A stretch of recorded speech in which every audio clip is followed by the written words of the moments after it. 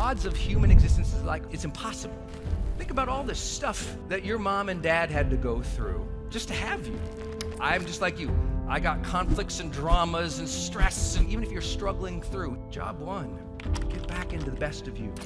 We can either build into the future we want, or we can get bogged down and complain. Feel the appreciation that you get to do what you want to do today. You've already achieved the impossible.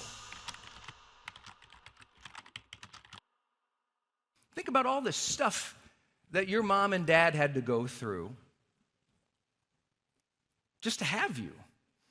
And then their parents, and then their parents, and then their parents, and then their parents, and then their parents for 1,000 generations. And somehow, all of their strength and all of their endurance and all of their evolution has led to the gift of life that you became. That something happened 13.8 billion years ago that even most physicists today, and most cosmologists today, and most scientists today still believe that whatever happened, if you only call it a Big Bang and you don't believe in a God, they still believe in panpsychism, the idea that there was some kind of consciousness at that moment that birthed the right kind of energy that could, after the radiation, become matter over time. And that all the ingredients were right there. Snapped into an existence 13 billion years ago, all of it snapped into existence by God or by some super weird, maybe quadruple supernova double black hole. I mean, if you want to be a scientist about it, the impossibilities are kind of the same. But all existence, bam, pow, here we are in this plane of existence that you got to be birthed into. From generations of family to the Earth 4 billion years ago to the universe 13.8, it's impossible that you were here.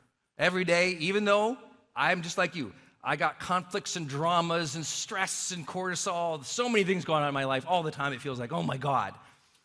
It always begins with that awe and that appreciation, that reverence for life that I get to live. Many of you know I had my second chance in life from a car accident.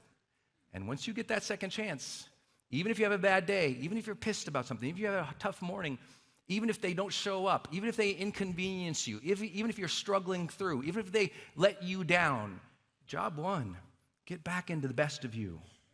No matter what the circumstances in life are, job one, get back into the best of you. And feel the appreciation that you get to be you. Feel the appreciation that you get to do what you want to do today. Feel the appreciation that you can treat people how you choose to treat them. Feel the appreciation that you can actually cultivate and generate any feeling that you want in this day. Physicists estimate that the odds of human existence is like 1 in 10 to the 229th power. That basically means 1 in 1. It means it's impossible. The human existence so far, measured throughout the universe that we've been able to capably measure, we're 1 of 1. So far. Don't worry, we can talk about aliens and stuff. But so far, from what we definitely know, it's impossible. It's impossible. I'm standing up here. My dad, growing up in northern Montana on a ranch in the freezing winters of Montana, barely able to survive and make it through. His and his family went through just the most difficult human plains type existence on a ranch. If you've ever been in northern Montana in the winter, it's impossible. I even never got here. Let alone that he chooses, he wants to get out of there. Joins the U.S. Marine Corps. Gets deployed to Vietnam. Fights in Vietnam. Gets all shot up. Somehow survives 3 tours in Vietnam. Dad survives.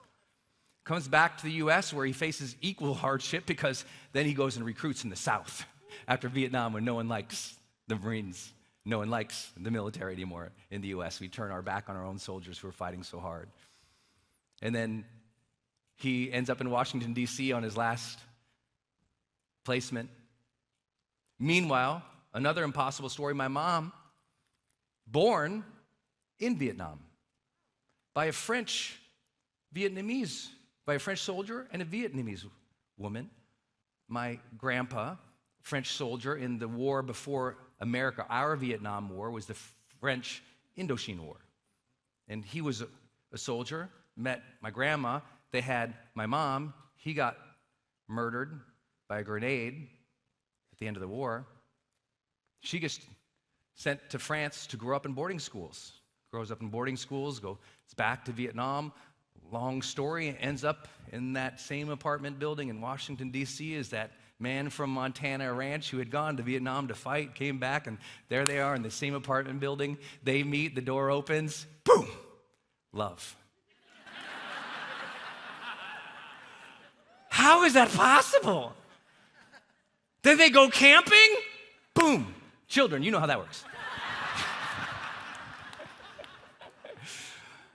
Then we move from there, where some of us kids are born, over to Montana, grew up in Montana, struggling, them trying to figure out how to fight their way through debt and bills and struggle, just like everyone here. I'm sure you have that story in your family. It was impossible. They were broke.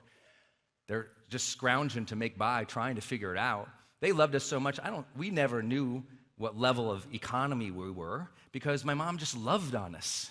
She just knew how to bring the joy and life to life no matter what happened. And my dad was just jolly to be alive. Even though he was dealing with PTSD and could be very angry, he was very happy to be alive. The simplest things pleased my parents because they never had anything.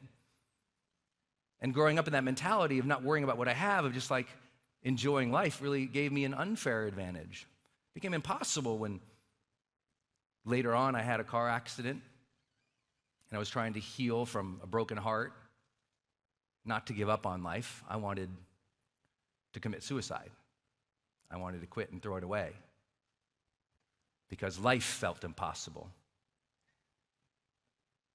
And then you discover, though, sometimes it takes a car accident, a shock to the system, somebody else passes away, you go, snort down 7 gallons of ayahuasca in the Amazon and suddenly discover, no, life is pretty amazing. I should just, hang out for a while. And some days you have these visions and the dreams, but it's so difficult to keep that vision for enjoyment and excellence and an extraordinary life amid all the nonsense that you have to deal with and the negativity and the people not showing up and letting you down and all the hard work you have to do that you still complain about. I'm always like, you still complain about hard work? You've been doing it so long? How can you still complain? It's like people who, to me, in LA, who drive in the traffic every day and they still complain about the traffic. I'm that kind of guy, like, if something happens all the time and you still complain about it, I'm like, either you got to adjust your attitude or you got to adjust your actions.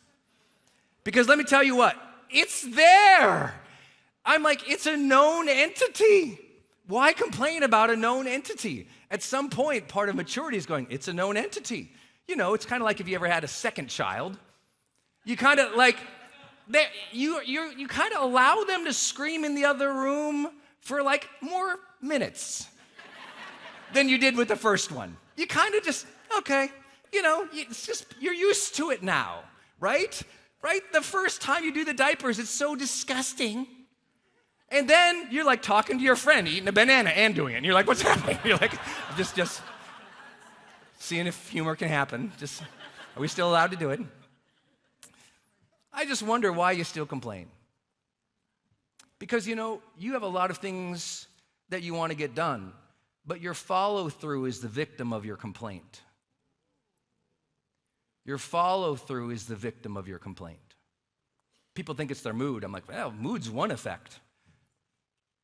But as I always have taught, I never want you to limit your vision for your future life, and even tomorrow, just based on yesterday.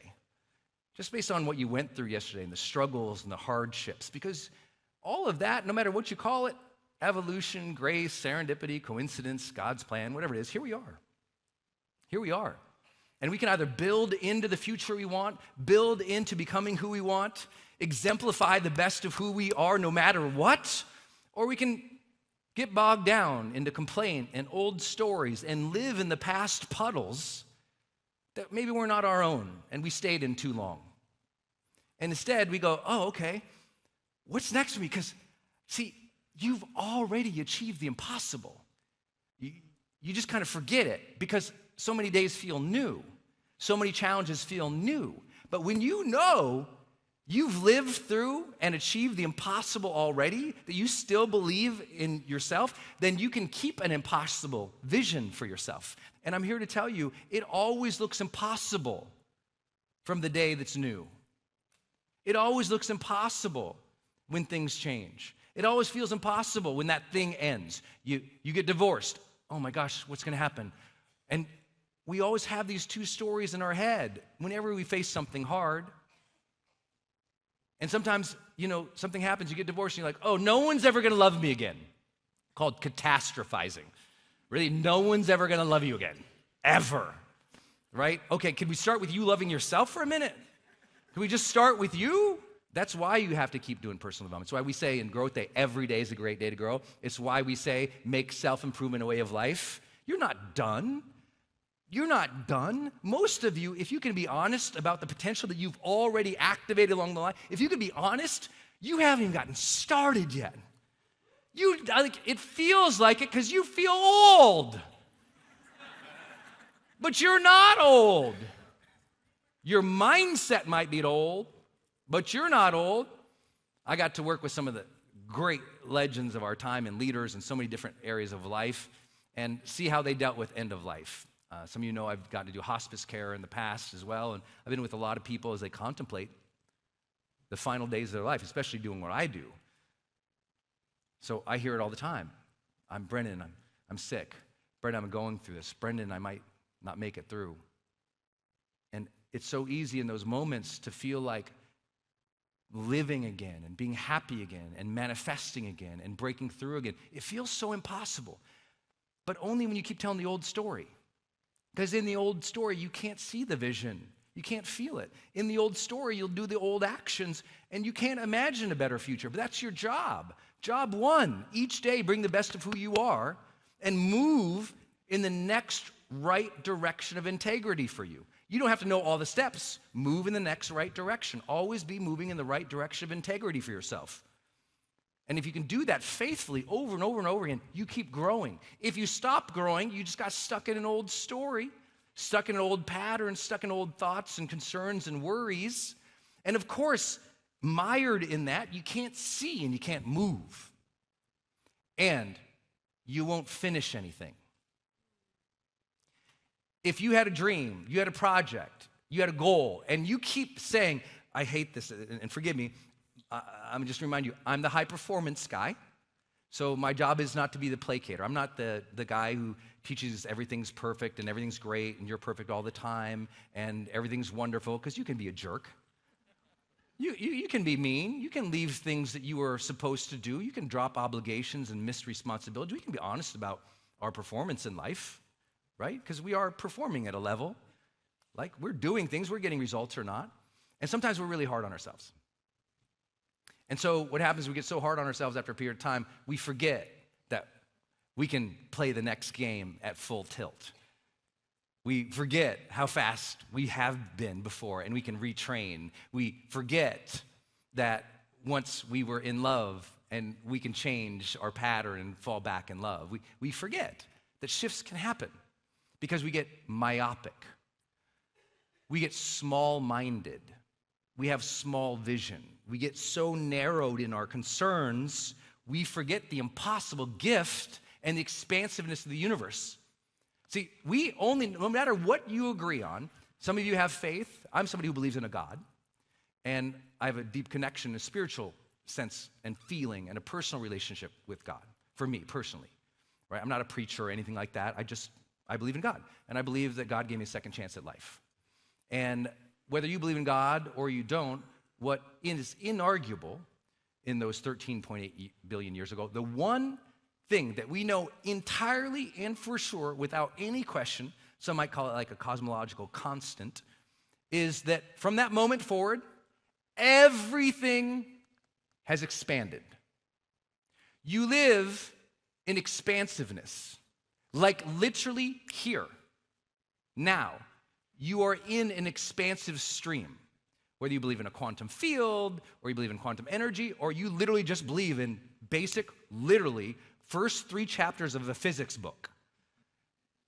All we know is the universe is expanding, And we are here because of that expansiveness, somehow figured out how to take hydrogen into helium, into other forms of matter that ultimately had a gravitational pull that knocked on some, pulled off some other electrons, and all of a sudden one day matter started coalescing, became self-determinate, and said, hey, we like coming together. This is cool. We're going to stay together. We eventually have gravity. We eventually have orbits. We eventually have stars and planets, and here we are.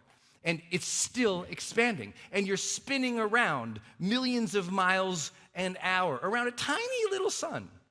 It's so impossible. It's so impossible. And you're worried that you might not get your chapter 1 done of your book because you can finish the impossible. Finishing the impossible is not a lifelong endeavor. It's literally just one more step on your expansive journey. See, some of you live in constriction. You're constricted. You play small. Your goals are too small for your potential.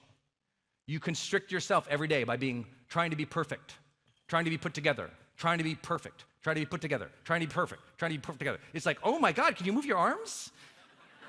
You know any people like this? Some of you might even point to yourself. It's like you're always trying to be perfect. You're always trying to fit in. Everything has to be completely organized, controlled, and put together in the exact way. And for you, that's your safety. That's your cage. And so you constrict yourself. You constrict your options and your choices because it won't fit into a perfect plan. You won't try new things because it doesn't fit into the perfect, safe plan. So you're constricted. You're living a life. You have ideas, but you constrict yourself back to today. You don't expand into the dream. You stay in the safety.